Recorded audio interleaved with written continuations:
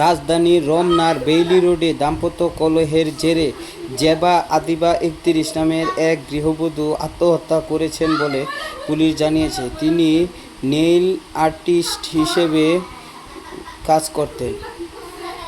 রমনা থানার উপপরিদর্শক মোহাম্মদ মোস্তাফিজুর রহমান বিষয়টি নিশ্চিত করেছেন। তিনি বলেন, আজ সোমবার সকাল 11টার দিকে 999-এ খবর পেয়ে রমনার বেইলি রোডের কেএফসি গলির একটি বাসার ফ্ল্যাট থেকে ফ্যানের সঙ্গে ঝুলন্ত অবস্থায় জেবা আদিবার লাশ উদ্ধার করা হয়। আইনি প্রক্রিয়া শেষে সন্ধ্যায় ময়নাতদন্তের জন্য লাশ ঢাকা মেডিকেল কলেজের মর্গে পাঠানো হয়েছে। পুলিশের প্রাথমিক তদন্তের বরাত দিয়ে এসআই মোহাম্মদ মোস্তাফিজুর রহমান বলেন, জেবা আদিবা দাম্পত্য কলহের কারণে মানসিকভাবে বিষণ্ণতায় ভুগছিলেন। সকালে ইঁদুর মারার বিষ পান করার পর ফ্যানের সঙ্গে ফাঁস দিয়ে তিনি আত্মহত্যা করেন বলে প্রাথমিকভাবে জানা গেছে।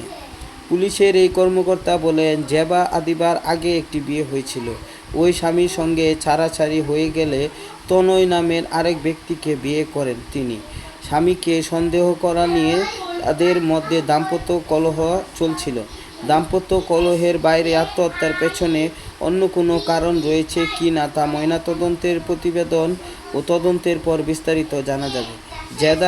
জেবা আদিবার বাবার নাম মৃত আবুল আহসান। তাদের বাড়ি রাজধানীর নিউ ইস্কাটনে।